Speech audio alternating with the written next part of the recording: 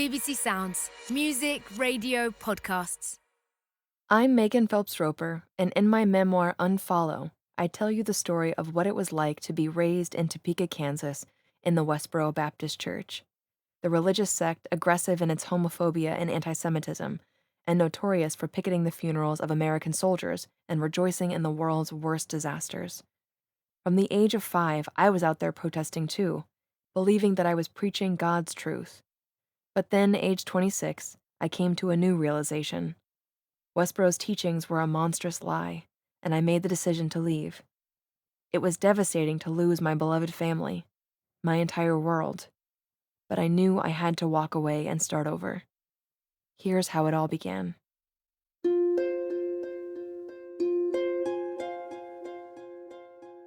I didn't understand what was going on at first. The signs simply appeared one day and never left, like some undeniable force of nature. I'd guess Topekans experienced their arrival that way as well. My mother's family had been a well-known and polarizing presence in the city for decades, but in my memory, the picketing is the beginning, and it started at Gage Park. As pastor of the tiny Westboro Baptist Church, my grandfather, Fred Phelps, would drive the big red pickup filled with signs he'd made, and the rest of the church, consisting almost entirely of my aunts, uncles, cousins, parents, and siblings, would follow in a caravan of vehicles. I couldn't read the messages Gramps had carefully written since I was still a few months shy of kindergarten, but when I saw photos as a teenager, I was surprised by how small and restrained some were compared to what came later. Watch your kids, gays in restrooms. During those first few months in the summer of 1991, our habit was to hold our signs and walk in a big circle just next to the roadway, cars whizzing by in all 4 lanes of traffic. In hindsight, our protests were bound to elicit an intensely negative reaction. Gramps was an old-school Baptist, he said, and was determined to represent the scriptural position on homosexuality. He leapt immediately into attacks on the gay community as a whole, blaming them for AIDS and proclaiming that they deserved the death penalty. The Topeka Capital Journal published many Westboro letters, including one from one of my aunts comparing the United States to Sodom and Gomorrah, cities destroyed by God because of their sin regarding homosexuality. Our signs conveyed the same message with even greater economy. Militant gays spread AIDS. Gays are worthy of death, Romans 1:32. And soon enough, what would become our most infamous message: God hates fags. The community response to our protest would mystify me for years, thanks to an ignorance born both of youth and of the religious education I was receiving at home. I was 5 years old when the picketing began, and I didn't understand why anyone would reject our message. They'd come out in angry mobs and try to surround our group of about 30, starting fistfights with the Westboro dads who made a human barrier between us and them. They threw eggs and beer and plastic bottles filled with urine as they sped off down the road. How dare they? I raged. What made them think they could do this to us? Why weren't the cops stopping them? As time wore on, the counter-protesters' will to battle us on the streets dissipated. Still, Gramps didn't take victory for granted. Rain or shine, Westboro members stood vigil along Gage Boulevard every day without fail. This was the eternal conflict between the righteous and the wicked, and we would not back down. Soon after our initial protests at Gage Park, our war with the city of Topeka began to escalate. Nearly 2 years in, we targeted the police department, which failed to protect us from the violent criminals who frequently came out to attack and threaten us. The city government, which worked to draft anti-picketing ordinances. Many local churches, which joined the counter-protests against us. And any location related to any person who made any public statement against us or for gays. We were a law unto ourselves, and all bets were off as long as our words were justified by the Bible. Throughout my childhood, my mother was determined to make my 10 siblings and me understand one idea above all. We were not in charge of our lives, but God, and that God ruled via the parents and elders He had set over us. Children, obey your parents in all things, for this is well-pleasing unto the Lord. In Westboro's theology, obedience was about more than family life. My earliest understanding of this came during a car ride. I was settled in the back seat of our white Toyota with my sister Becca buckled into the seat next to me. To illustrate, Mom told us the story of Jacob and Esau. They had been grandsons of the patriarch Abraham. Twin grandsons, Mom stressed, as biologically similar as it was possible for two humans to be. God had chosen the beloved Jacob for honor, to be welcomed into heaven for an eternity of bliss. His twin brother Esau, meanwhile, had been created to be condemned to hellfire, all through no fault or cause of his own. But Jacob and Esau weren't the only ones created with their fates predetermined, Mom continued. Indeed, these twins were the standing symbols of the two types of people living in the world. The elect, chosen by God for love, mercy, honor, glory, and the reprobate, chosen by God for hatred, cruelty, wrath, destruction. Of all the people who had ever existed or ever would, only a precious few were God's elect. The vast majority, both of the living and of the dead, were created for destruction. I was puzzled. Why would God make Esau for evil and then send him to hell for being evil? What about me? Was I a Jacob or an Esau? What about Becca and my brothers? How could we know? From the driver's seat, Mom somberly explained that we wouldn't know for sure until we all stood before God at the judgment. Her words filled me with dread. What could I do to avoid a ruinous outcome? Many more years and innumerable Bible studies would pass before I fully appreciated the meaning of this doctrine. That a person's goodness was a symptom of God's love, the effect of it, and not the cause. But back then, I found predestination an immediate and compelling motivator. Its power came from beauty and from terror, a confluence of two desires. There was the desire to be like Jacob, to be one of God's jewels, with all the rarity, purity, and virtue that signified. And then there was the abject fear of being like the despised Esau. We were powerless to alter our destiny, but the surest sign we could have that we were one of God's elect? Our obedience. We had taken to the streets because we had a solemn duty to obey God and to plead with our neighbors to do the same. It didn't matter that the world hated the message. Whatever it cost us, we would pay. While our daily protests were an explosion of overt hostility between my family and the city, school was a subtler matter. The decision to send us to public school was due primarily to practical considerations. The adults needed to work in order to support their growing families and the church. But the elders also believed that our presence in public school classrooms was a testimony against the people of Topeka. Though they accused us of being hateful, we were polite, friendly, well-behaved, and accomplished students. They also weren't especially afraid that we would be unduly influenced by our peers or teachers, that we might be persuaded to doubt or question Westboro's teachings. The intensity of our daily religious education at home was a bulwark against such heresies. In truth, school itself became an escape for me from Mom and the frequent eruptions of her caustic temper. This was a fact I acknowledged to myself uneasily. I had a good life, I was always told. The best life, one filled with people who loved God and hated evil and would teach me the truth about the world, unlike my misfortunate classmates. My mother managed the Phelps law firm and cared for our growing family. She gave interviews to reporters, organized cross-country picket trips, and the scheduling for the whole congregation.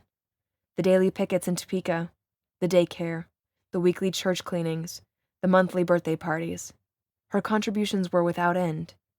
She had an inexhaustible supply of strength, tenacity, and resourcefulness, whose origins, it seemed to me, must have been divine. Still, I couldn't deny the relief I felt when we'd finally pile into the van at the end of the often nightmarish period between waking and school. It was nearly impossible to get through those 2 hours without at least one of us at the other end of Mom's razor tongue, or even the big paddle, a 3-foot-long dowel rod she started using on me in 2nd grade. The expectation of total obedience may have been the same in every Westboro family, but no one exacted it as vigorously, tenaciously, or continuously as my mother. On the morning of my high school graduation, May 22, 2004, my brother disappeared. Still in pajamas, I was the first of the sisters to slip into the kitchen. Several of my younger brothers were seated on bar stools around the island, chattering and munching happily. Mom was standing over the stove making breakfast. "Where's Josh?" she called over the din. "Would one of you boys run down and wake him up?" My brothers tumbled over themselves to race down to Josh's basement bedroom. Moments later, they were thundering back up the stairs, Jonah leading the pack. "He's not there! It's all gone!" Jonah was 7 and a little confused, but not worried. "I'll go look," I said. The television was gone, and so was Josh's beloved Xbox. The boys flung open the flimsy double doors of his closet, and time slowed down. The shelves and racks were completely bare. One of the boys suddenly thrust a white envelope into my face. "Go show it to Mom," I said. Still standing over the stove, Mom was only quiet for a moment after she read through the letter. Her tone was sober. "They went out from us, but they were not of us." She was quoting from the Bible, I could tell, but this wasn't a verse we'd focused on before. I reached for the letter, and she handed it over. "Mom and Dad, I didn't think I would ever be saying this," Josh wrote. He must have left in the middle of the night. I knew that meant he was a coward, just like 2 uncles of ours who had left the family long before either of us was born. "Slunk away in the dark," is how it was usually put. Their reasons for leaving the church were just paltry attempts to mask the fact that they were wretched creatures, controlled by their lusts, selfish, unable to hack it in the rough and tumble of the wars of the Lord. The implication had always been abundantly clear. These deserters were not like us, and we were better off without them. My 19-year-old brother had gone apostate. My big brother, the one who taught me the cheats and secrets to Super Mario Bros. 3 on Nintendo, my verbal sparring partner and fellow bibliophile. He had a wide array of complaints, everything from the church's picketing ministry to the way our parents ran our household. But none of them was a reason to leave the only known place in the world where God meets with his people. There was one part, though, that I simply couldn't fathom. "We picket these people and they hate us for it, and I have had enough of it," Josh wrote. I shook my head. The fact that people hated us was cause for great happiness. Jesus himself said so. "Blessed are ye when men shall revile you and persecute you, and shall say all manner of evil against you falsely for my sake." A steady stream of visitors poured into our house throughout the day, church members coming to affirm our righteousness and my brother's wickedness. With great effort, I stifled my tears for Josh. For years, Josh and I had been comrades in discontent, united by the bitterness we felt at the way our mother often treated us. Her wavering between incredible kindness and unjustified cruelty, her lack of patience for our wayward emotions. But over time, I understood our mother's hardness to be a painful necessity, not unlike our picketing. An expression of love manifesting as a harsh warning against sinful behavior. That was her duty as a mother. All the while, Josh's heart had apparently been drawn further and further away. He was an Esau, doomed to eternal destruction. He had missed the lesson that had become so clear to me, that happiness came only through submission to the people and the circumstances and the limits that God had set for my life.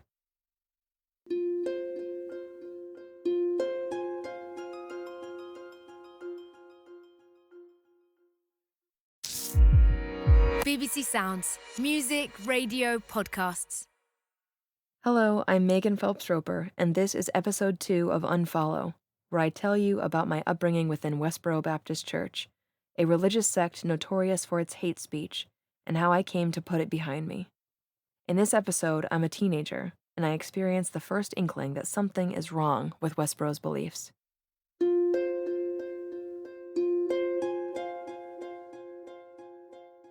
Our antics at Westboro protests were vulnerable to criticism for any number of reasons, but their remarkable efficacy at garnering attention could never be gainsaid.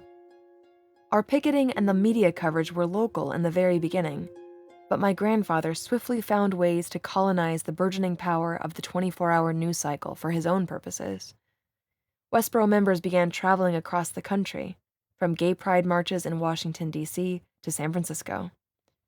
Our vehement attacks on public and private figures nationwide were carried by fax machines, and later the internet, to newsrooms around the world.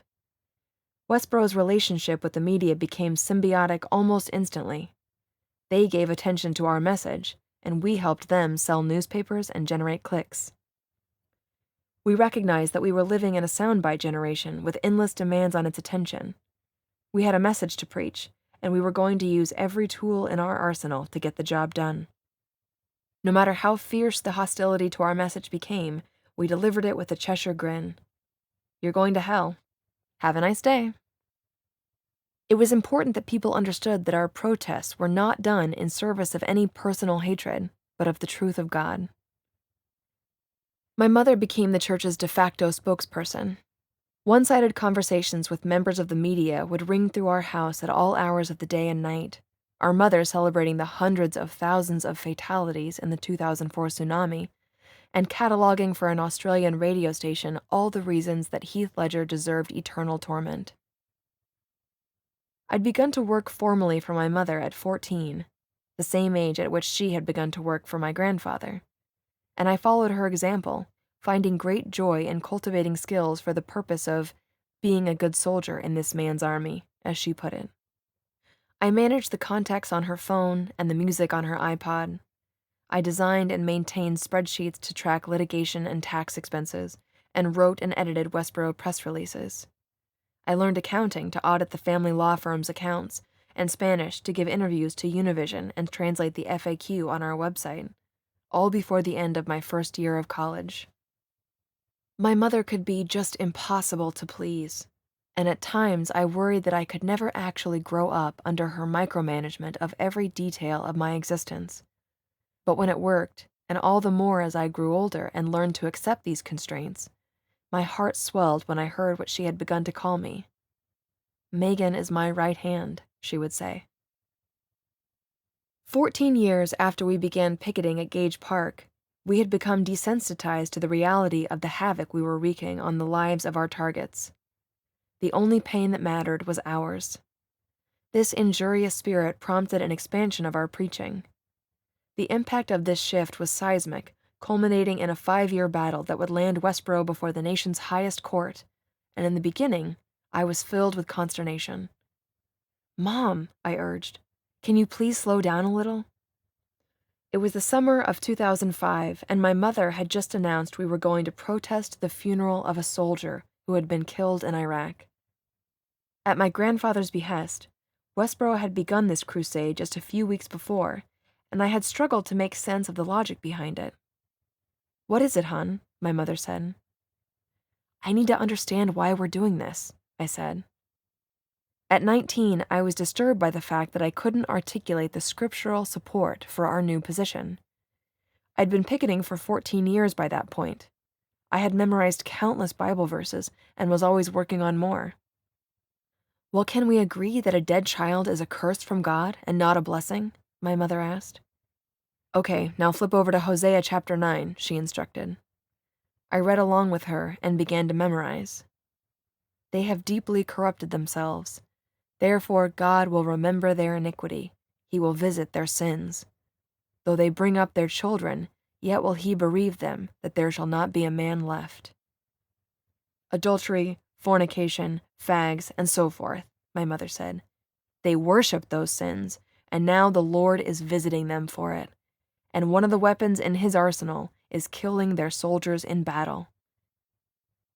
"I understand now," I told my mother. "What time do we leave on Saturday?" The military pickets quickly took over our schedule. Less than a year after our first funeral protest, a 20-year-old Marine was killed in a Humvee accident in Iraq. My grandfather had a way of distilling a message down to its essence, and thus he did in the news release announcing our protest at the funeral of Lance Corporal Matthew Snyder. "They turned the country over to fags. They're coming home in body bags," Gramps intoned. Late on the evening that my mother returned from that funeral picket in Maryland, she was exhausted. She had wept in the car on the way to the funeral, she told me. One of her travel mates had read aloud the news stories published about the young soldier. "The father called his son the love of my life, my mother said. She shook her head. I am a mother. I have 11 children. I get that. It is just so sorrowful what these people have done to their children. Does he not understand that his sins have brought the wrath of God down upon his head? Upon his son's head? Somebody has to tell them. I was taken aback to hear that she had cried. This was not the sort of spirit we displayed at funeral pickets. Our protests had grown progressively more antagonistic, and we now exultantly sang parodies of military anthems. Then it's IEDs, your army's on its knees, count off the body parts all gone, 2, 3. Family and friends of the fallen were passing by 100 feet away, and it was impossible not to see their heaviness. Breaching that grief-stricken silence so that we could bellow our defiance made me feel, unwillingly, involuntarily, like a terrible person. I would talk myself out of it, buttressing our position with Bible verses to justify the behavior. But my mother's tears gave me permission to feel the empathy I'd been afraid to acknowledge. I was relieved to know that it wasn't wrong to do so. Less than 3 months later, my mother got a phone call from a reporter wanting to know if we had a response to the civil lawsuit that was being filed against us for protesting the funeral of a Marine in Maryland. The allegations were defamation, invasion of privacy, and intentional infliction of emotional distress. My parents, siblings, and I filed down to the church. There would be a meeting to strategize about our response. Gramps spoke matter-of-factly into the strained silence. The Lord could just kill them, you know. And thus we began to pray for the Lord to kill the father of the Marine and his accomplices. We were the representatives of the Most High God, and we prayed he would show himself strong on our behalf. Our requests were made in the spirit of King David's imprecatory prayers, prayers of cursing, invocations of the wrath of God. When King David was being pursued by his enemy, he prayed that the Lord would let his days be few and let another take his office. Let his children be fatherless and his wife a widow. Our new imprecatory prayers caused me significant consternation. King David had plainly made these prayers about his enemies. God had called David a man after mine own heart. Clearly, our prayers were consistent with Scripture. But if that was true, why did they unsettle me so? It is disconcerting, shamefully, unimaginably so, to look back and accept that my fellow church members and I were collectively engaging in the most egregious display of logical blindness that I have ever witnessed. I cannot account for my failure to recognize that our new imprecatory prayers were entirely and fundamentally at odds with our long-standing, oft-professed desire to love thy neighbor, that they were perfect contradictions of Jesus' command to love your enemies. The partition between the peace of my mind that confessed love for my neighbors and the peace that asked God to dash the young men to pieces was vast, opaque, and impenetrable. That brief spark of nagging discomfort was snuffed out, and I carried on. We had protested well over 100 funerals by the time this lawsuit was filed. There were times when we'd stood in clear view of the funeral entrances, where our chilling melodies had shattered the silence. God sinks your battleships, you little wimps. Throw out your lifelines, boys. Your time has come to die, die, die, die. There had been no such scene at the Snyder funeral. Police had used orange snow fencing to corral my mother and 6 other picketers into a small area more than 1,000 feet from the church, on public land. The picket was over before the funeral began, and the funeral procession had been routed so that it didn't pass by the picketers at all. We took it as a signal of divine favor that this was the funeral we'd been sued for. God was going to lead us to victory such that no other family would dare to take us on over this issue again. I had decided to follow my mom and my Aunt Margie to law school as a kindergartner, but the Snyder lawsuit was the first Westboro case I was able to follow up close. One of the central questions was whether a state's tort law, claims of civil wrongs, could be used to punish speakers whose words and actions would otherwise be protected by the First Amendment. The father of the fallen Marine claimed that Westboro's words had caused severe emotional injury and deterioration in his health, ruined the memory of his son, and turned the funeral into a media circus. Could Westboro be found responsible for those damages? Could we be held liable for intruding upon the seclusion of the family, even though we had been standing on public land that was far from the funeral and unseen by its attendees? And even if they had seen our signs, was their grief or offense enough to render our words punishable under the law? In the legal arguments my Aunt Margie would eventually make, she argued that in protesting the young man's funeral, church members had only stated their religious opinions on matters of public interest, which falls under the umbrella of protection under the First Amendment. Westboro lost at the trial court, and a Baltimore jury issued a stunning $10.9 million verdict against us. The church adopted the position we always took, one of exultation. In allowing our enemies to prevail at the trial court, the Lord was lulling them into a false sense of hope. What fools! Did they not yet understand that God was with us? We knew that He would turn our apparent defeat into a victory, and their illusory success would only cause them to rage all the more.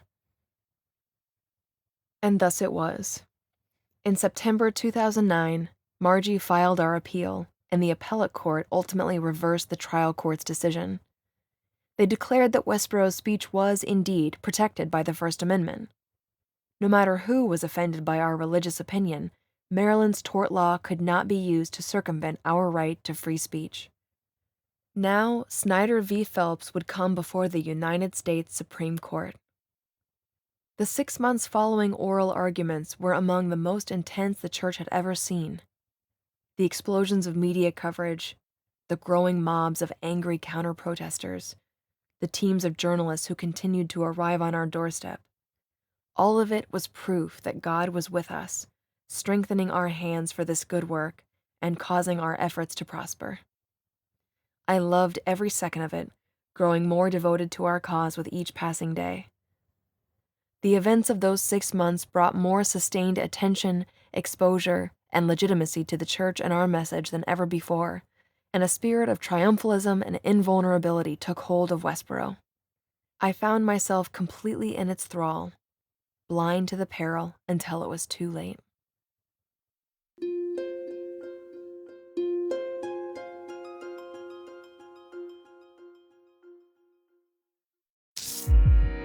BBC Sounds, music, radio, podcasts.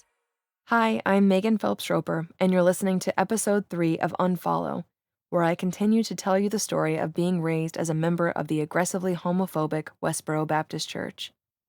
In this episode, I discover social media and get a glimpse of what life is like beyond Westboro's fire and brimstone confines, and I dare to articulate my doubts.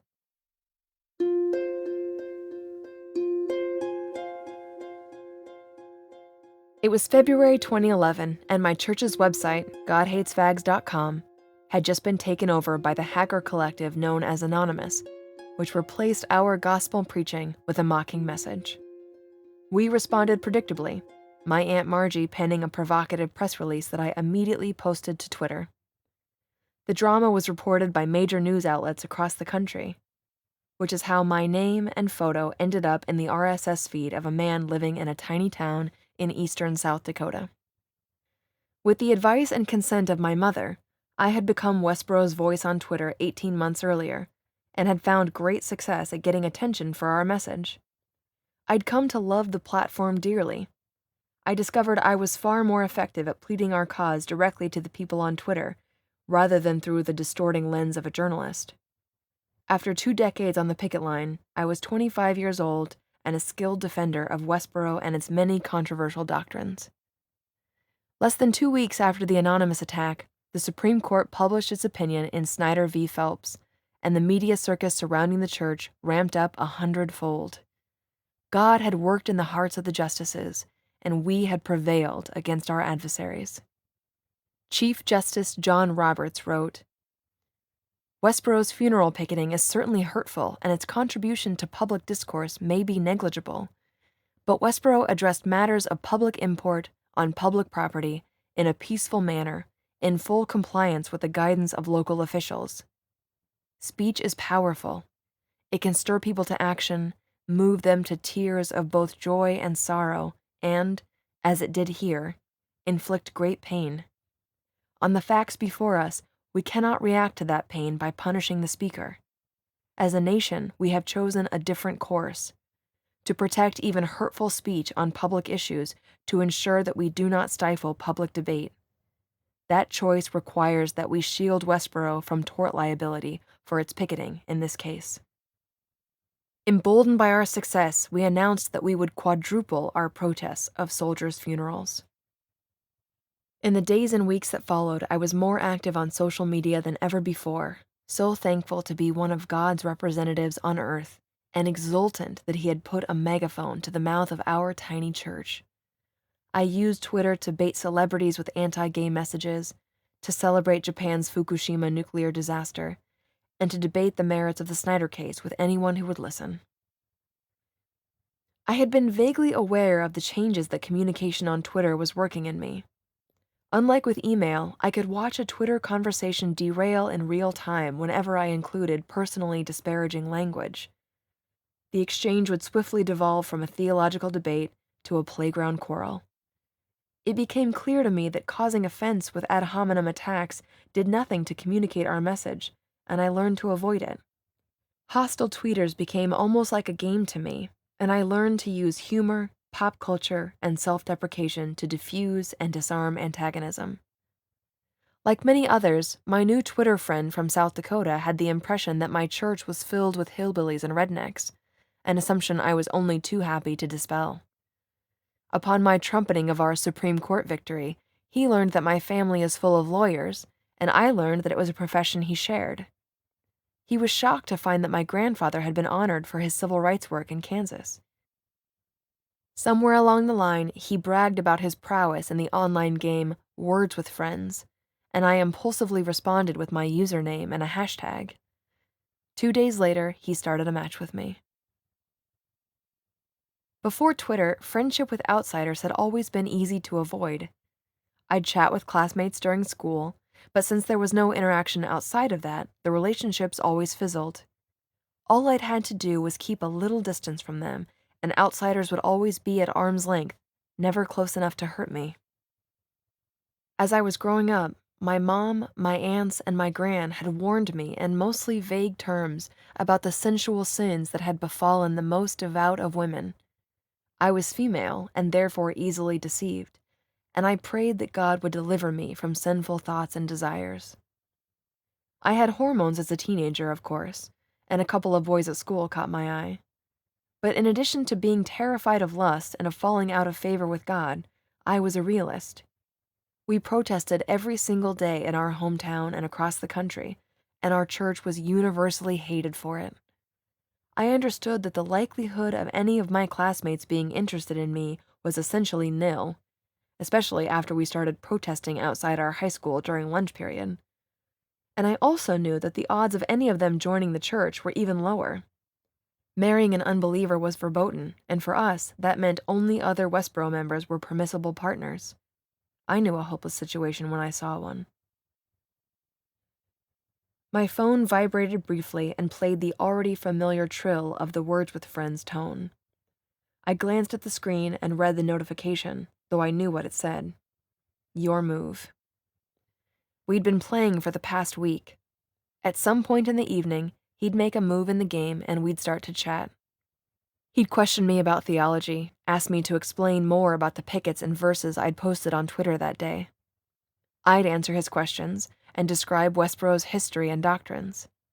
We made our moves so quickly that we'd get through an entire game each night, and then began again with a new game the next evening. As the weeks and then months passed, in addition to the information I'd already gleaned, I discovered that his family was of Norwegian descent, and he was very tall, with blonde hair and blue eyes. I even got part of his name, his initials, CG. Most of our discussions revolved around Westboro and theology. No matter how tenaciously I defended our positions, he just couldn't get past some of them, especially the funeral protests. But what about the family? He would press me. I refused to admit how uneasy this line of questioning was making me feel. When I wanted to talk about commandments and truth, CG was focused on humility, gentleness, compassion.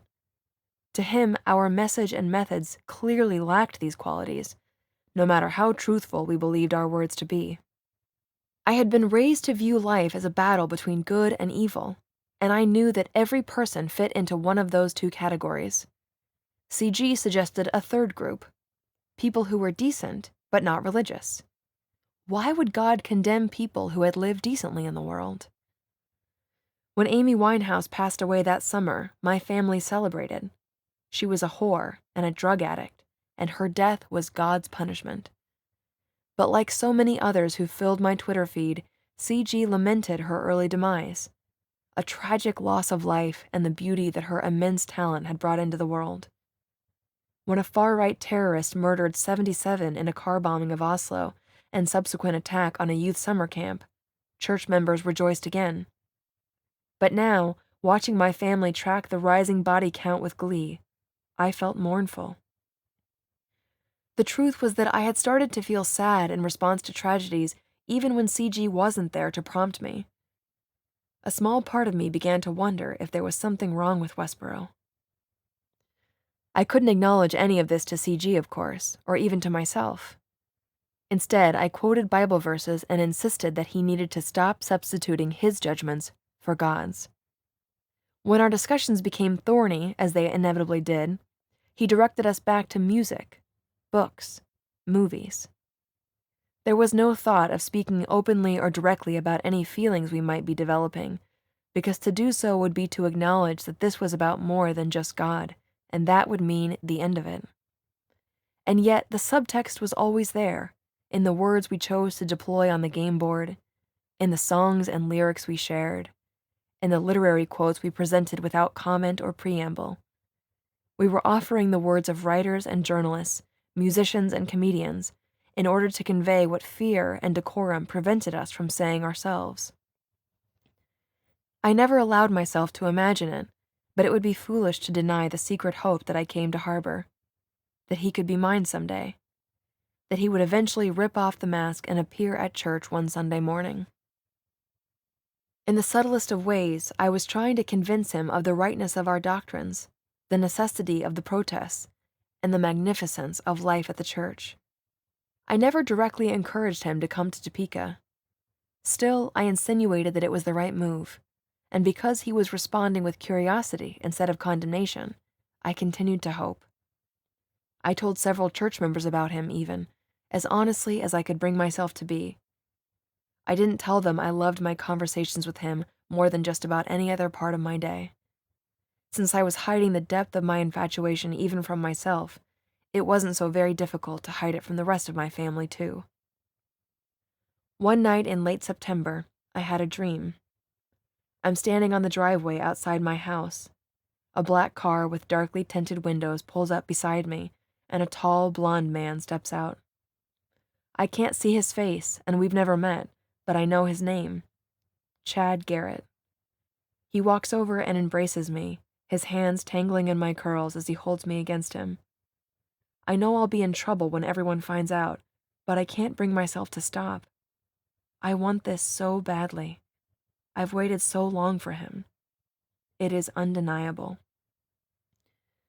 When he started a game that night, I told him I couldn't talk to him anymore, or ever again, that I was deleting the Words with Friends app. I knew I was right. It had become undeniable.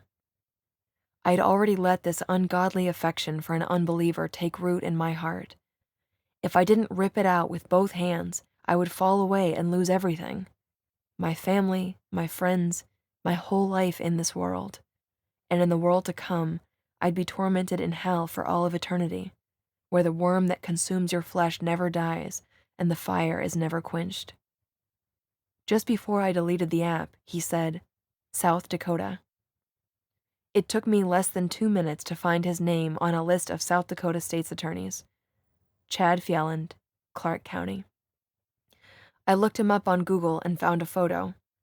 There he is, sitting in an office at a big wooden desk with papers strewn about, law books filling the shelves against the far wall. I was entering true stalker territory, but I couldn't stop. I paid $6.95 for a public records search. Possible aliases: Chad G. Fjelland. Marriage index: no records found. I sat in the empty office staring at my computer screen for a long time. In the span of 20 minutes, I had a name and a face, proof that I'd been conversing with a real man who really existed in the real world. His name was Chad even, just as I'd dreamed. And now he was gone forever. I crawled into bed and cried until I slept. For months, I was depressed and missed him terribly. Life went back to normal, but it was grayer than before. I'd finally seen what I was missing, and my world felt impoverished without it. Without him.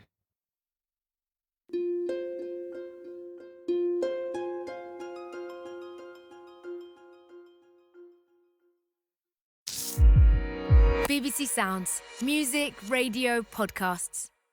Hello, I'm Megan Phelps-Roper, and this is episode 4 of Unfollow, my memoir about being raised in Westboro Baptist Church, notorious for its message of hate. In this episode, I'm in my early 20s, and I'm forced to question everything that Westboro stands for, and I make the hardest decision of my life.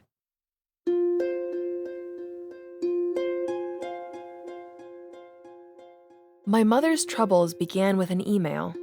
It was a disciplinary email from my eldest brother, Sam, just 32 at the time, and Steve, a former documentary filmmaker who joined Westboro a decade earlier.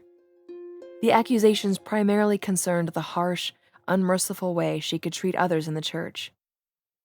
I knew as well as anyone that my mother could be too zealous in correcting other church members. I'd frequently found myself on the wrong end of her sharp tongue, and I'd had a front row seat as most of the others had as well. Still, no one could deny that her vehemence was born of a desire to do right by the Lord and by us, and that her hard edges had been softening for some time now. This email marked the end of an era, though I couldn't know it at the time. All I could do was watch with trepidation as events unfolded in front of me. First, there were the apology emails from my parents to the church, and then came the punishments. My mother would no longer arrange the pickets in Topeka. She would not prepare the monthly events calendar. She would not orchestrate our cross-country protests. For the foreseeable future, my mother would not be allowed to give interviews at all. If my parents failed to submit to the judgment of the church, anyone over 18 who was living in their home would move out and live with other church members. My sister Grace and I were in a state of disbelief at what was happening to our parents, convinced that it was undeserved and unduly harsh. But there was something else, too. It picked at me the longer we spoke, my apprehension mounting until I finally identified its source. Wait a second. Who exactly is making these decisions about Mom and Dad? When church matters came up, especially disciplinary matters, active participation was the duty of every member. Everyone had to vote. Everyone had to agree. If even a single member disagreed, no action would be taken. So why were the meetings about my parents taking place behind closed doors? Holding signs together at the pickets, sitting at our desks at home, lying side by side on my bed, Grace and I floundered, trying to make sense of it all and coming up empty. On an evening walk with my sister-in-law, Jen, I raged. I argued that no part of this process was being done in a scriptural fashion. Jen kept saying, "You need to talk to the elders." It soon became clear that she was not referring to the elders, as the term had always been used at Westboro, an informal descriptor of all of the older people in the church, men and women of wisdom and experience. Instead, she was referring to the elders as if they were the holders of a formal position in the church. I asked, "And who are the elders?" Fred Jr., John, Tim, Charles, Ben, Sam, Steve. "Your dad is too," Jen said, "but he needs to get his house in order." All of the older, married men. By July, 3 months after the initial disciplinary email, visible signs of the elders' influence were multiplying. A new, stricter modesty standard for women and girls had come first, implemented within days of the elder takeover. High-necked blouses, dresses or pants that covered our legs down to our knees, and covered feet, no sandals, during the Sunday church service. Gone were the days of church-wide emails and meetings where important matters were hashed out. Instead, members would learn of decisions from an assigned elder, one's husband if married, or father if not. For the few members who had neither husband nor father, an elder was appointed to disseminate information to them.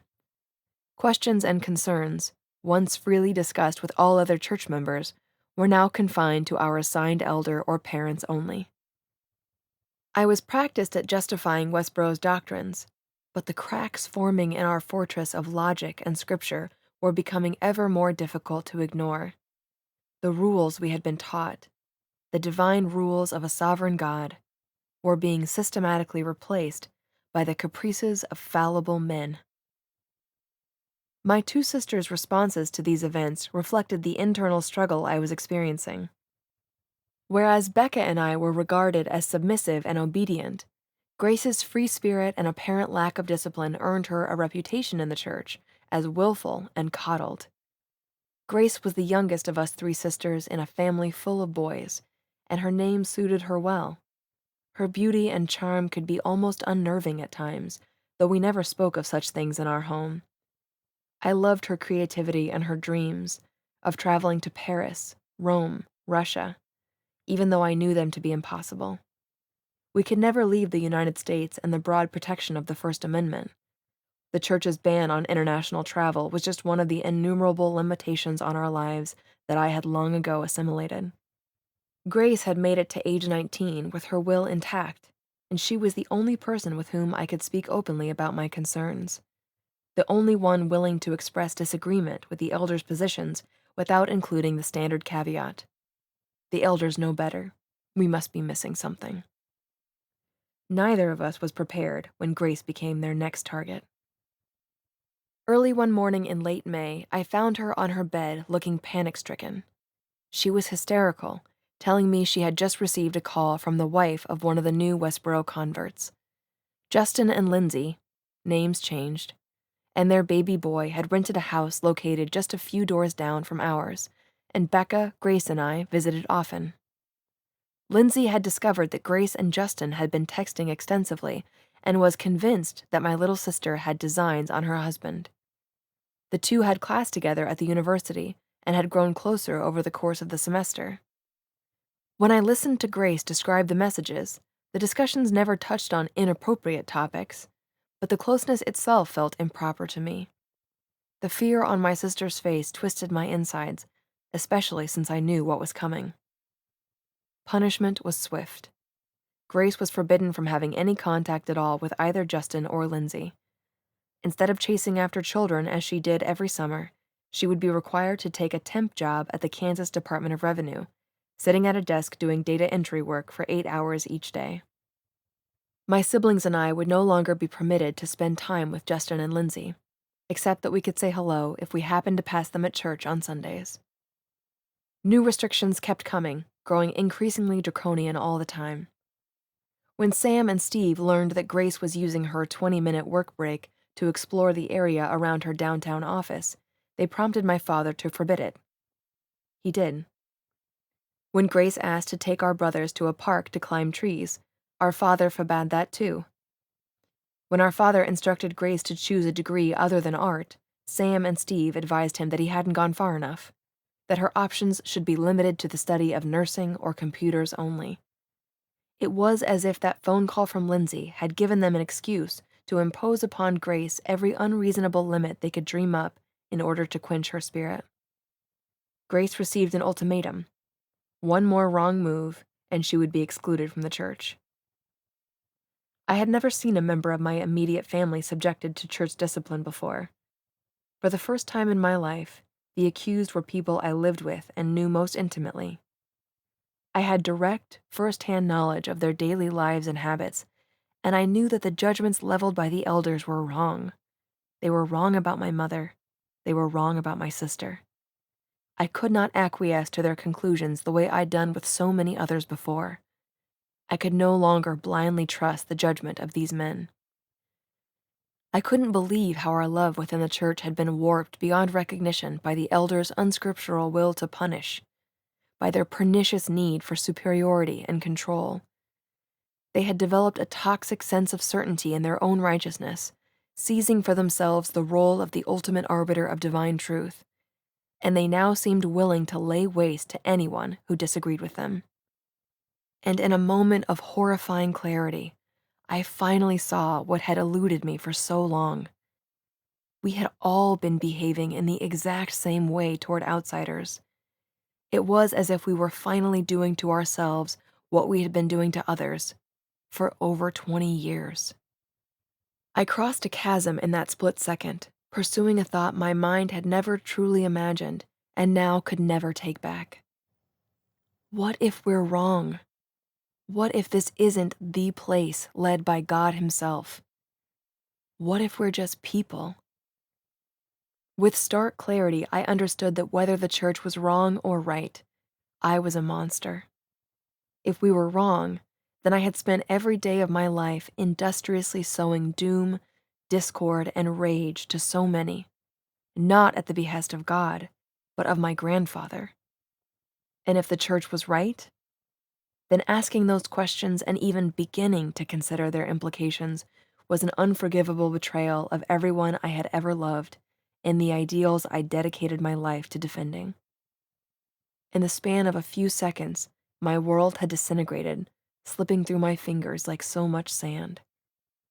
I thought again of the arguments CG had made during our Twitter exchanges about our lack of compassion, gentleness, humility. How had I so easily dismissed him? How could I have missed what had been staring me in the face for over a year?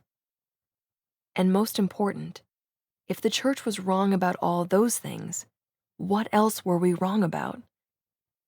The question felt like an iron key sliding into the lock of a long-sealed door.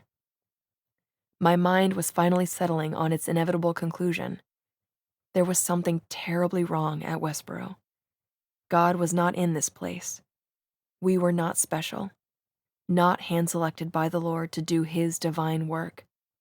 We were a deluded people. I reached for a way to explain to myself and my sister why I was suddenly doubting the church itself, the only truth we'd ever known. I thought of my sister's impossible dreams of exploring the world, and I suddenly realized that maybe the elders had been right about her. Maybe Grace didn't belong here either. Maybe she had already come to the same conclusion I just had, but was afraid to leave on her own. Maybe she was afraid to tell me because I had been such a zealous defender of the church for so long. I needed to think before I spoke to her. Where would we go? Outside of Westboro, I was nothing. Within the church, I was a cherished daughter. I had built my life and identity around the church. Who was I on the outside? I was a lover of tragedy, cruelly attacking the grieving at their most vulnerable. I was a willing participant in the most aggressive anti-gay picketing campaign the country had ever seen. What reason did anyone have to give me a second chance? No one would ever understand. All was lost.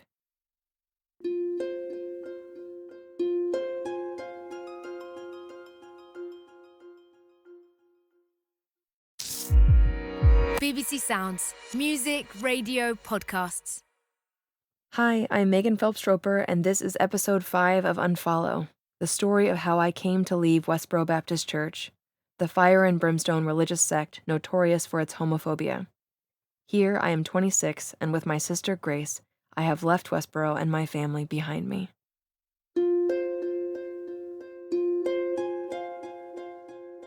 We'd been on the road for a few hours by the time I realized I was white-knuckling the steering wheel. The sun was bright, and the fields along the interstate were vast and glistening with frost. Iowa, just after 8 a.m. It was mid-December 2012, and just over a month had passed since I'd last seen my parents. After so many years of a life micromanaged by my mother, I now felt paralyzed each time I had to render an opinion about what steps to take next. At home, everything I did, Everywhere I went, how long I'd be gone, everything had been pre-approved, double-checked, and tightly controlled. I'd known what was required of me, who I was, and where I fit into the world.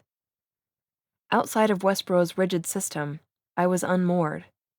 I was terrified of making a decision that would land my sister and me in some horrific situation. Homeless, friendless, penniless. The pressure to make every decision right now was staggering. Grace and I had a little bit of time and a little bit of money, and both would be gone in no time at all. And beneath the urgency and the loss and the yawning chasm of uncertainty, there was a deeper sort of terror. That no matter what I did, I was spinning my wheels in a futile effort to outpace the wrath of God reserved for the children of disobedience. The messages from church members had begun back at home, the moment word got to the rest of the church that Grace and I were leaving. But I had assumed they would stop once we were gone. They did not. One of my aunts called to tell me that I had destroyed my sister. You weren't content to take your own soul to hell. You had to drag your sister down with you. 2 weeks after our departure, I received a text message from my beloved Aunt Margie. She accused me of fabricating reasons to leave because of my lust. I tried to reiterate some of the actual reasons I left, but she just couldn't hear me. She could acknowledge no wrongdoing on the part of the church. Just beyond the "Welcome to South Dakota" sign, the speed limit bumped up to 75 miles an hour. I hit the gas and barreled on. We arrived at our destination at 4:15 p.m., just as the sun was setting over the Black Hills. I'd been drawn to Deadwood for several reasons: its isolation and beauty, the fact that my brother Sam had been a fan of the television series by the same name. And though there was no chance of running into CG on this trip, his home was 400 miles away. Some pathetic part of me was heartened at the prospect of sharing his home state for a while. Having just learned about the home sharing company Airbnb, I'd searched their website for Deadwood on a whim, and the very first hit had looked like destiny. The attic room of a huge, Victorian-era house, a long-term restoration project taken on by its owners, a young couple named Dustin and Laura Floyd. We stepped out into the brisk afternoon. A petite young woman appeared on the broad porch, descending the front steps with a warm, "Hello! I'm Laura. I'll show you to your room." 2 hours later, Grace and I sat down on the bed in the L-shaped attic in the midst of boxes and empty suitcases. "What now?" Grace asked. Snow was just beginning to fall in thick flurries as we made our way down the hill towards Deadwood's main street.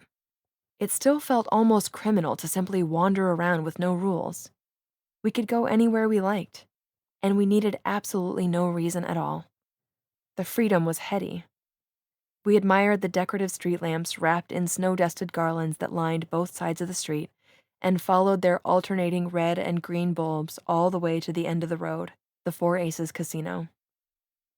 The entrance opened directly onto a brightly lit gaming floor, with the musical noise of slot machines and tables for blackjack and three-card poker. Grace and I pulled up chairs at the bar and sat down. I was nearly 27, and it was my first time at a bar. Grace had gone with friends a couple of times back in Kansas. But I tried to play it cool and pretend I wasn't freaked out by the whole experience. On the other side of the counter, a pretty 30-something blonde in a short black skirt, a revealing white button-up, and plenty of eyeliner turned around and gave us a maternal smile. "Cora," she said, extending a hand. "So, what are you girls doing here?" Time slowed to a crawl in Deadwood.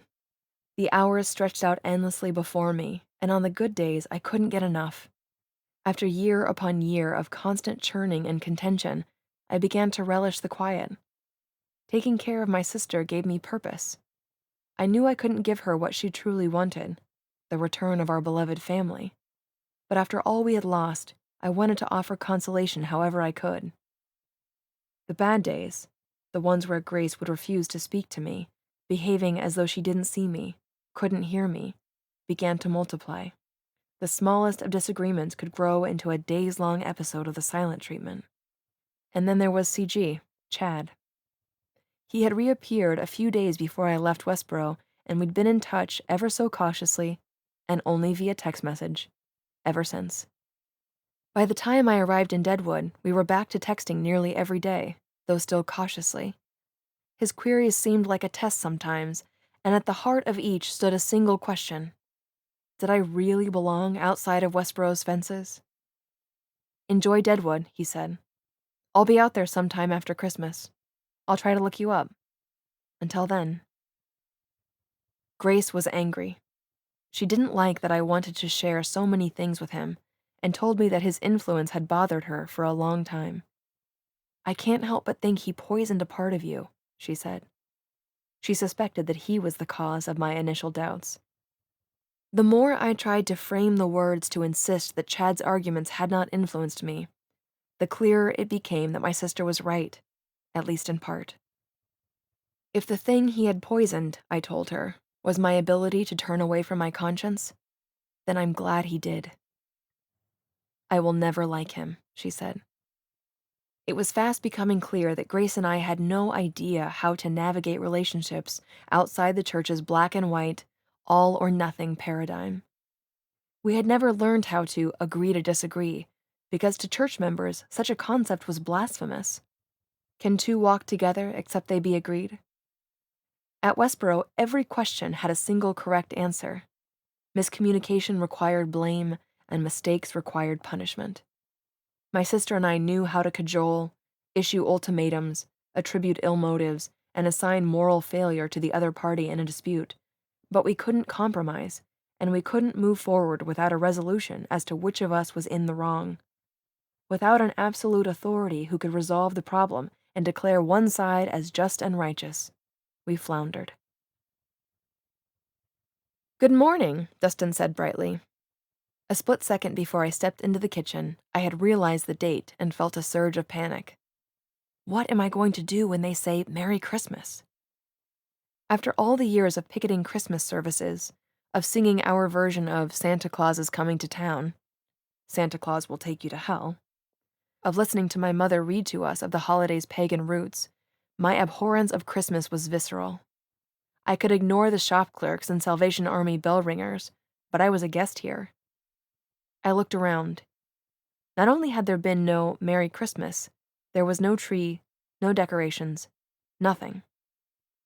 Destin told me that they were Jehovah's Witnesses, and thus didn't observe holidays that weren't sanctioned by the Bible. Oh, I said, we've never celebrated Christmas either. I wanted to spend the rest of the day firing questions at Dustin and Laura. What did they believe? And why? I managed to suppress my curiosity at first, but as the day wore on and we became more at ease with each other, I couldn't help bringing the conversation back to religion.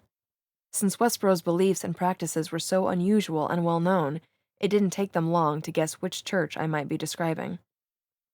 I was surprised at how understanding of my past Dustin and Laura seemed to be. Instead of anger or judgment, it was fast friendship that resulted from our opening up to one another. I was surprised, too, by how many similarities there were between the doctrines of Westboro and the Witnesses. But what held my attention were the differences between the two groups. Their understanding of the Bible verses I quoted was fundamentally different from the one I had been raised with, and I was slack-jawed to realize that there was more than one way to read the text, that from one passage, multiple meanings could be deduced. Here were two people whose kindness, intelligence, generosity, and good intentions were all self-evident. They weren't evil, stupid, or delusional. They just saw things differently than I had been taught to, and they could articulate the logic and reasoning behind their thinking.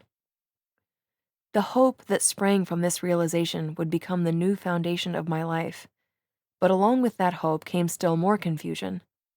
If there was more than one possible answer, how did anyone manage to decide between them? In all my conversations with Dustin and Laura, I had refrained from asking the question that now weighed so heavily on my mind. Why did they believe that the Bible was the capital T truth in the first place? At home, my siblings and I had learned a principle. God's word was the standard by which all men were measured, and his actions were righteous simply by virtue of the fact that he had taken them. All that was in the Bible was unquestionably good. For me, this belief was becoming more and more difficult to sustain. If I was going to grow out of the mental and emotional boundaries that had so long characterized my existence, the bounds of my habitation, I would need to forge my own path. You know, you guys don't actually have to leave if you don't want to. I stared up at Laura, who was busy transferring a loaf of homemade sourdough into a hot cast iron pan. Yeah, Dustin agreed. You can stay with us for as long as you need or as long as it's helpful. The prospect overwhelmed me with gratitude. I wondered what the Floyds were thinking to offer such generosity to two girls they had only just met. But in that moment, I was afraid to ask for fear they might reconsider. Years later, as Dustin and Laura and I reminisced about the earliest days of our friendship, I marveled again at my good fortune, at how a random booking on Airbnb had brought my sister and me to such warm-hearted people to help us navigate the squalls of our new reality. At how quickly our friendship helped me understand that it was possible to love someone, to be close to someone, even while seeing the world in a wildly different way. Can two walk together except they be agreed? The Westboro answer to this rhetorical question, of course not, seemed like such a simplistic notion to me now. The idea that agreement was a prerequisite for friendship. My friendship with Dustin and Laura had so quickly helped me arrive at the opposite conclusion, and it seemed as obvious to me now as the original once had. Can two walk together, even if they disagree? Of course we could. Not exactly revolutionary, but I couldn't help feeling that it was.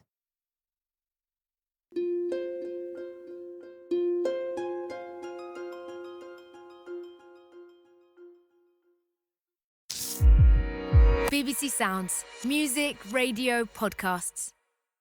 Hello, I'm Megan Phelps-Roper, and this is episode 6 of Unfollow, my memoir about how I came to leave Westboro Baptist Church. In this last episode, I am forced to confront the consequences of Westboro's message of hate, and I find a way to put my formative experiences to a better purpose. First of all, Grace and I make a statement.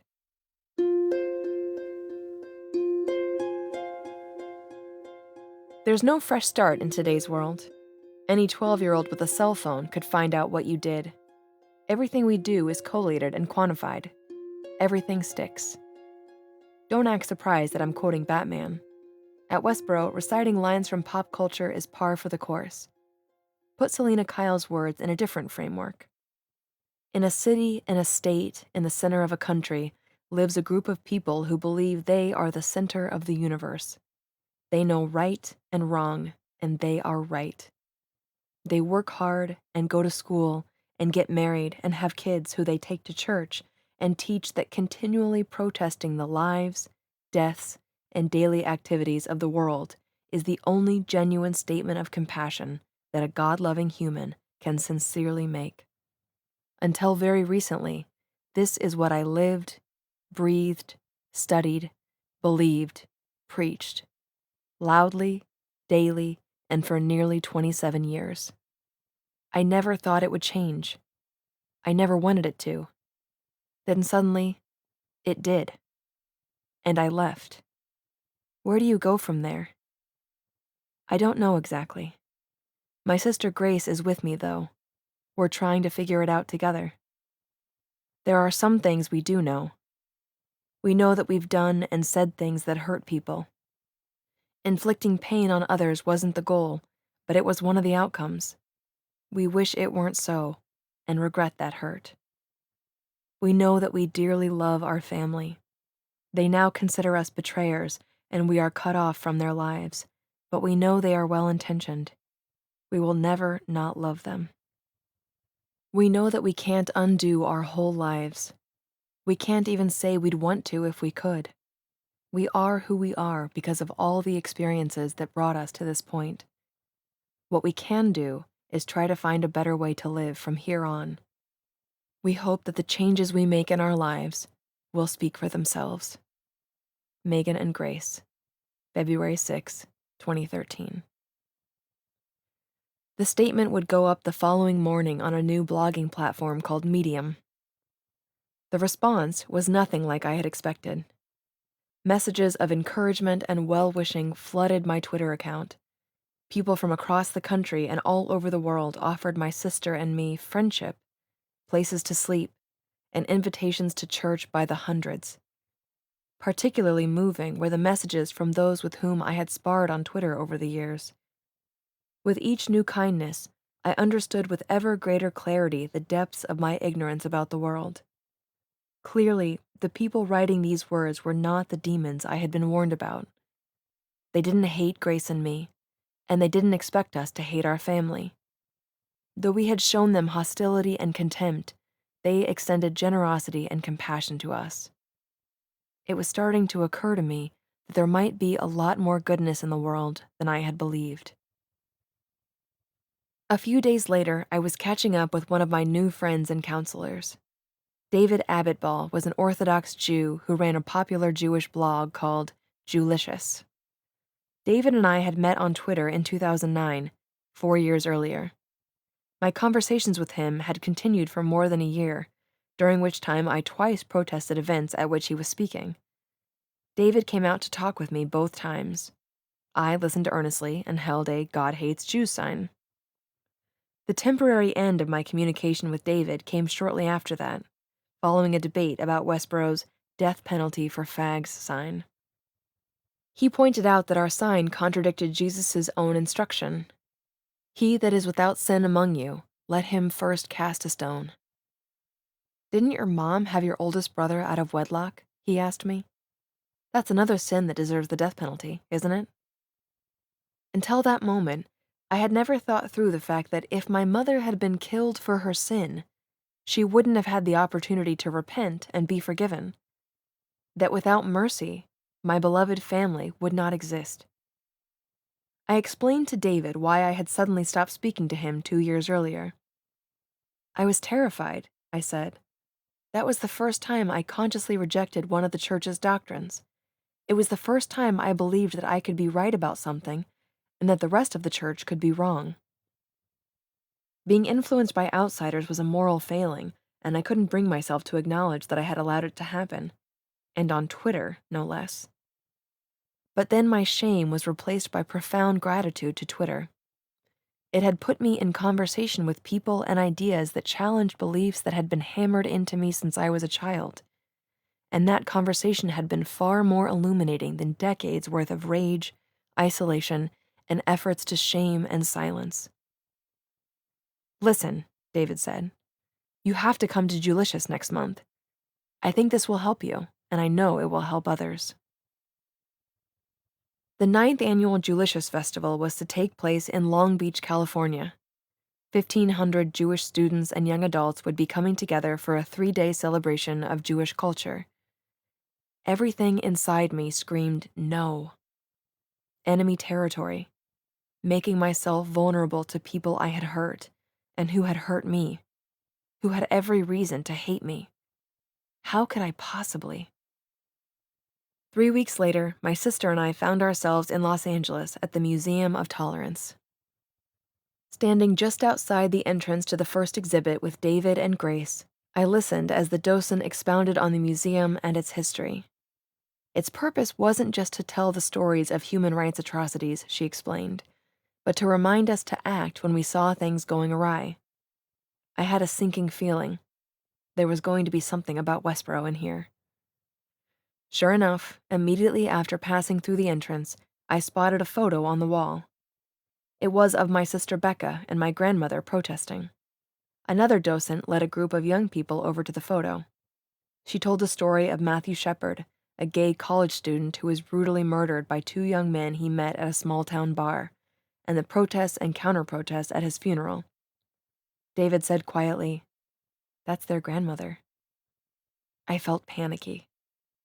"Excuse me?" the woman said. "They grew up in that church that protests gays. They left a few months ago," David explained. 15 confused faces stared over at Grace and me. "You hated gay people?" "I didn't hate them," I trailed off. "I thought that God hated them. I thought that the Bible said so. I thought it was my duty to God to tell people that." The questions came one after another. about Westboro's doctrines and beliefs, about what it had been like growing up there, about our family, and then, finally, about why we had left. What had made us change? I pointed at David. He helped. The docent stood wide-eyed for a moment and then thanked us for sharing our experiences. "See?" David said when we were back in the lobby. "That wasn't so bad, was it?" 2 days later, David led Grace and me into a grand banquet room for our public discussion. David took in my blank stare and shallow breath. "I'll be right there with you," he reassured me. "It'll be okay." I stared assiduously down at the white tablecloth as I spoke, at David's face as he tried to gently coax the conversation forward. When I finally looked across the table, my eye was drawn to a woman a few rows back. I recognized her from 3 years earlier. She had been part of a group of counter-protesters that had surrounded me, grabbing for my signs, pushing and pressing in on me, her face twisted in disgust. I felt my stomach clenching. Some of these people had attacked my family. What was I doing here? But the woman's face wasn't vengeful now. It was splotchy with tears. I was moved to find similar expressions on faces all over the room. They framed their questions with kindness. They offered forgiveness.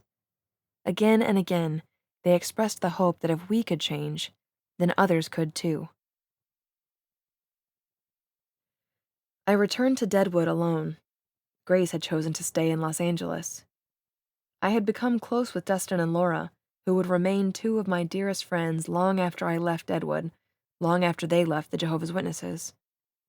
And I finally met Chad. He texted from a casino in town and said that I should come meet him there. I recognized him instantly from across the room. Too tall, too blonde, and too like his photo to be anyone else.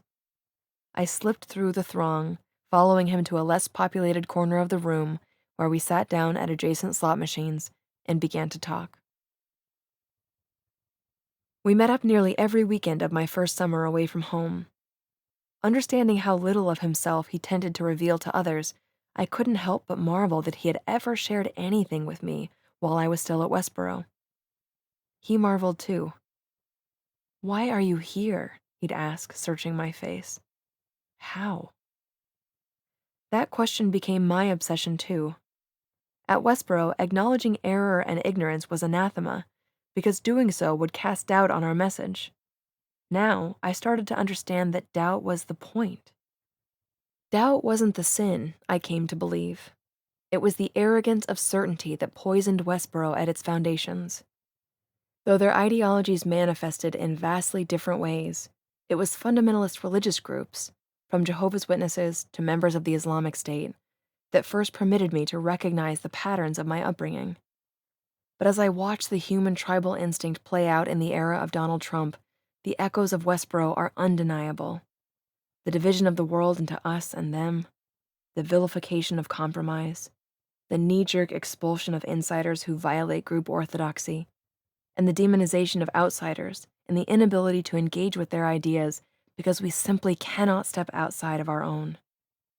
In this environment, there is a growing insistence that opposing views must be silenced, whether by the powers of government, the self-regulation of social media companies, or the self-censorship of individuals.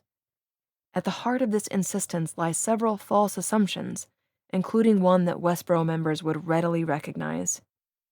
We have nothing to learn from these people.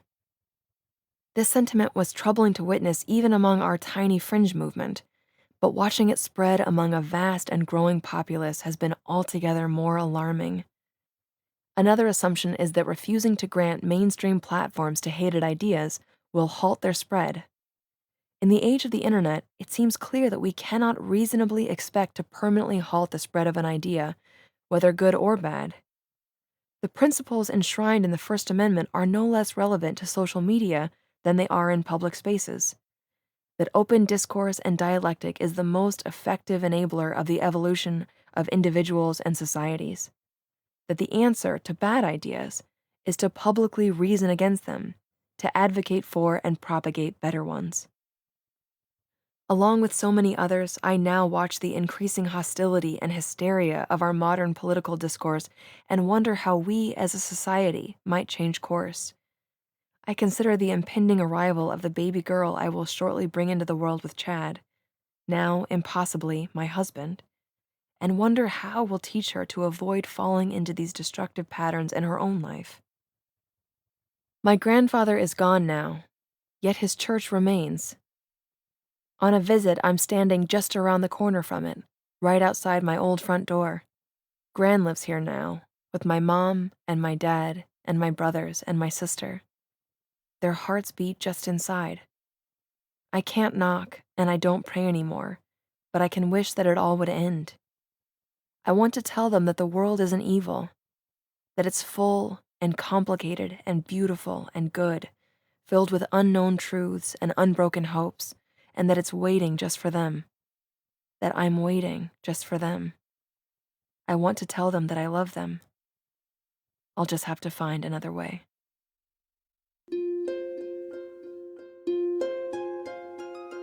Unfollow was written and read by me, Megan Phelps-Roper.